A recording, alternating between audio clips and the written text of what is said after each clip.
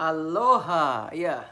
Liga Inggris akan kembali bergulir dan memang nggak ada pertandingan besar dari top 6. Semuanya udah habis di bulan Oktober ini, tapi tetap Liga Inggris akan menarik di setiap pertandingannya untuk diikuti. Nah, yang pertama itu gue mau bahas dari Leicester lawan Man City. Nah, Man City, Haaland nggak bisa main karena dia cedera kemarin di UCL dan tentunya gue bilang ya ini akan menjadi problem dan ujian buat City. Di saat Haaland tidak ada, apakah City bisa untuk tetap produktif? Nah, masih ada si Julian Alvarez. Itulah gunanya si Pep gak mau pinjamin dia. Dia tetap keep si Alvarez untuk jadi pelapisnya si Haaland di kala seperti ini. Nah, kalau si Alvarez ini ya dia jarang dikasih menit main, tentu nggak fair juga kalau misalnya dia nggak bisa cetak gol karena dia jarang dapat kesempatan. Dia dapat kesempatan itu ya setengah-setengah babak doang, tapi pemain Man City itu berkualitas. Dari lini tengah, dari sayap, semua berkualitas. Jadi gak ada masalah. Harusnya City tetap bisa mencetak gol lewat Kevin De Bruyne yang kemarin diistirahatkan, terus lewat Foden dan lain-lain. Kalau performa mereka tetap berada di on the right track lah, top perform. Jangan sampai performa mereka menurun dan flop, tidak seperti di levelnya. Ini akan sangat berbahaya karena Leicester sekarang udah bisa menang juga. Dan Vardy sudah mencetak gol kembali, walaupun golnya baru sekarang muncul, tapi Vardy ya dia punya speed dan ini yang bisa dimanfaatkan Leicester. Tapi gue melihat Man City harusnya secara normal aja kita bicara mereka bisa menang di pertandingan ini dan harusnya gak ada masalah apapun kecuali lagi Sue, Kevin De Bruyne lagi underperform, Gundogan, Rodri lagi underperform dan lain-lain. Nah, di pertandingan lain itu ada Brighton lawan Chelsea. Ini juga menarik. Graham Potter melawan mantan timnya dan Cucurella juga di situ. Chelsea seperti kita tahu di UCL mereka udah lolos dan menang. Cuman yang walaupun mereka menang di UCL, gue melihat lini depan itu masih menjadi problemnya. Memang kayak Havertz cetak gol cantik lewat shooting yang benar-benar teknik skill di situ yang berperan. Tapi Aubameyang ini benar-benar gak bisa diandelin ya. Dia usianya udah menua, terus finishing touch-nya juga udah menurun. So, inkonsisten di lini depan ini banyak peluang. Mereka bisa ciptakan banyak peluang. Lewat 3-4-3-nya Potter, it doesn't problem. It's not a problem. Tapi finishing touch ini benar-benar masih inkonsisten. Jadi lawan Brighton dengan Roberto De Zerbi-nya memang mereka belum bisa menang, tapi mereka bisa melakukan banyak sekali shooting di setiap pertandingan yang mereka lakoni, cuman mereka belum bisa dapat 3 poin. Dan di pertandingan ini mereka main di kandang sendiri, pasti mereka punya ambisi tersendiri lah, motivasi berlipat ganda karena harus melawan mantan pelatihnya kan yang mereka bersinar di musim lalu. So ini nggak akan menjadi pertandingan yang gampang buat Chelsea.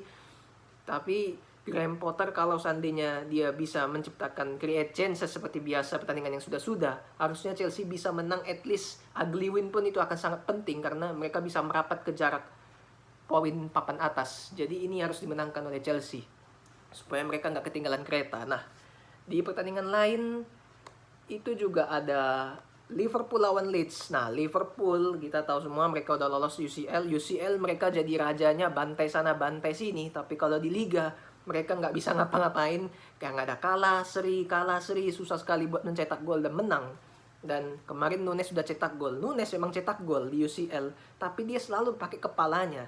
Dia kalau dikasih bola bawah susah sekali buat cetak gol. Dia itu memang kekuatannya ada di bola atas dan ini yang harus dimanfaatkan lewat crossing-crossingnya TAA, Robertson dan lain-lain.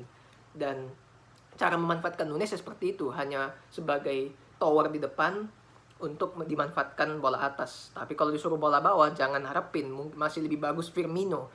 Dan sekarang Liverpool ini lagi banyak yang cedera sekarang. Jadi Jota udah absen di depan, masih fix lah Salah, Firmino untuk masih nggak ada, jadi nggak ada problem. Nunes inkonsisten, gue masih belum yakin dia bisa cetak gol setiap saat.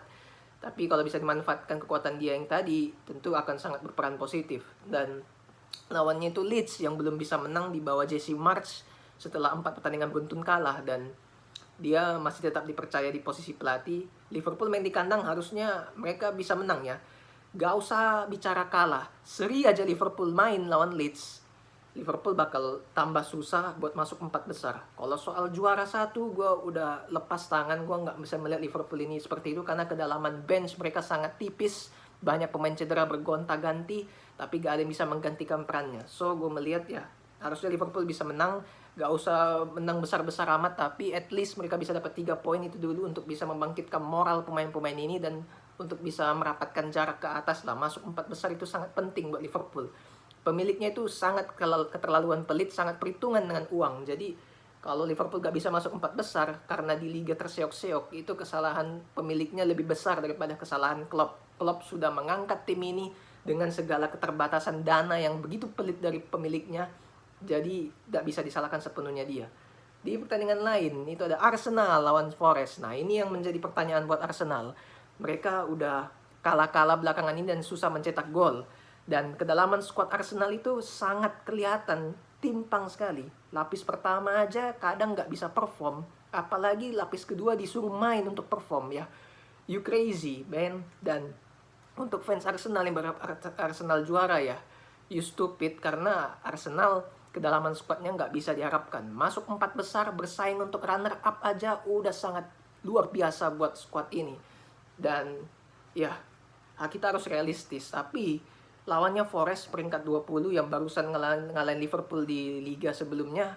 Harusnya Arsenal main di kandang bisa menang, dan ini akan sangat penting. Tekanan ada di pihak Arsenal karena Man City lagi merapat. Man City main duluan, mereka bisa menang, mereka akan disalip. Jadi tekanan akan ada di Arsenal. Nah, yang mau gue tahu adalah apakah Arteta bisa mengeluarkan anak asuhnya dari tekanan ini.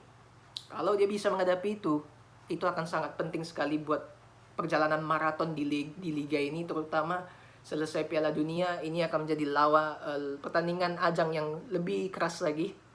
Dan gue bilang ya, Arsenal definitely harus bisa membuktikan mereka itu belum kehabisan bensin. Mereka harus bisa menang di pertandingan ini dan tetap at least ya, gak usah bicara juara, at least bisa memberikan perlawanan sampai terakhir lah.